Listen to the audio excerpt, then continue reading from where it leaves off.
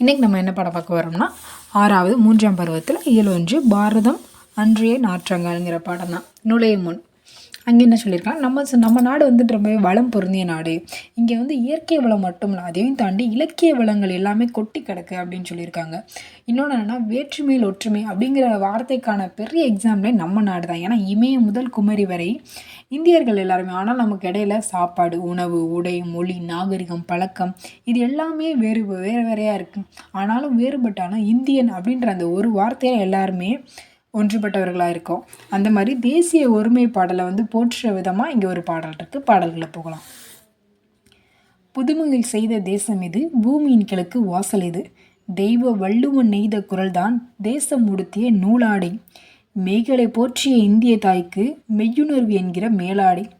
காளிதாசனின் தேனிசை பாடல்கள் காவேரி கரையில் எதிரொலிக்க, கம்மனின் அமுத கவிதைகளுக்கு கங்கை அலைகள் இசையமைக்க, கன்னிக்குமரியின் கூந்தலுக்காக காஷ்மீர் தோட்டம் பூத்தொடுக்கும், மேற்கு மலைகள் நதிகளை அனுப்பி கிழக்கு கரையின் நலன் கேட்கும், புல்வெளியெல்லாம் பூங்காடாக்கி புன்னகை செய்த பொற்காலம், கல்லை கூட காவியமாக்கி கட்டி நிறுத்திய கலைக்கூடம், அன்னை நாட்டின் அமுத சுரப்பியில் அந்நிய நாடுகள் பசித்தீர, அண்ணல் காந்தியின் சின்ன கைத்தடி அரைத்தின் ஊன்றுகோலாக, புதுமைகள் செய்த தேசம் இது, பூமியின் கிழக்கு வாசல் இது அப்படின்னு யாருன்னா நம்ம கவிஞர் பாடியிருக்காரு.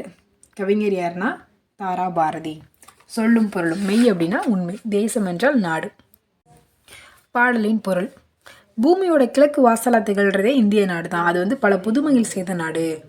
திருக்குறள் நம்ம நாடு அணிஞ்சிருக்க ஆடையாக விளங்குது. உண்மையாகவே போற்றும் இந்திய தாய்க்கு, உண்மைகளை போற்றும் இந்திய தாய்க்கு மெய்யுணர்வு மேலாடையாக விளங்குகிறது அப்படின்னு சொல்லியிருக்காங்க. காளிதாசர் இயற்றின பாடல்கள் எல்லாமே காவிரி கரையில் எதிரொலிக்கின்றன அப்படின்னு சொல்லியிருக்காங்க. அப்புறம் கம்பரோட அமுதமான கவிதைகள் எல்லாமே, அந்த கம்பரோட அமுத கவிதை வரிகள் எல்லாம் கங்கை ஆற்று அலைகள் இசையமைக்குதான். அவர் அதாவது என்னென்னா, காளிதாசர் இயற்றின இனிமையான பாடல்கள் எல்லாம் காவேரி கரை வரைக்கும் எதிரொலிக்குது. கம்பரோட அமுதம் போன்ற கவிதை வரிகள் எல்லாமே கங்கை ஆற்று அலைகளை அதற்கு இசையமைக்குது அப்படின்னு சொல்லியிருக்காங்க. அடுத்து என்னென்னா, குமரிமுனை. ஆக்சுவலி இந்த இடத்துல கவிஞர் என்ன சொல்லியிருக்காங்கன்னா, குமரிமுனையை ஒரு கன்னியாக பாவச்சிருக்காரு. ஸோ குமரிமுனை ஆகிய கன்னியின் கூந்தலுக்காக எங்கேருந்து மலர் கொண்டுட்டு வராங்களாம், காஷ்மீர் மலர்கள் மாலையாக தொடுக்கப்படுகின்றதான்.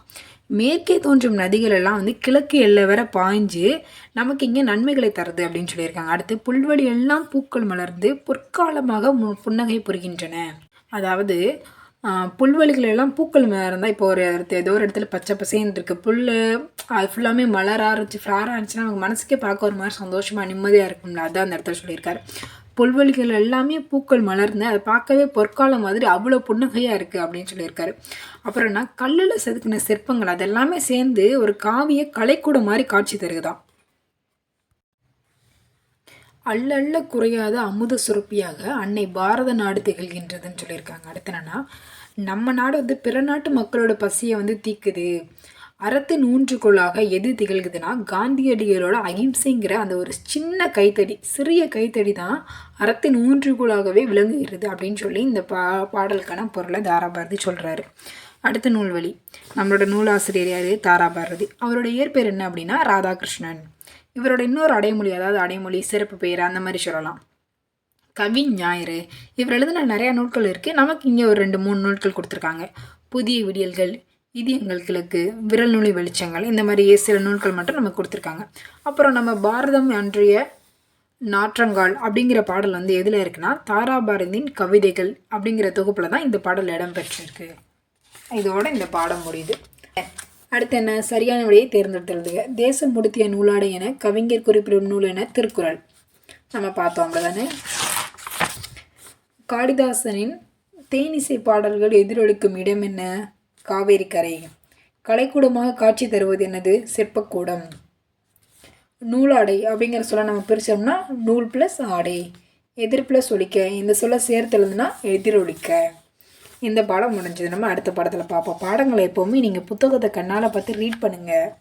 1க்கு 2 தடவை திரும்ப ரீட் பண்ணுங்கள். ஆட்டோமேட்டிக்காக உங்களுக்கு பொருள் எல்லாமே புரிய ஆரம்பிச்சிடும். அடுத்த தடவை நீங்கள் படிக்கலாம் ரொம்ப ஈஸியாக உங்களுக்கு மெமரி ஆகிடும்.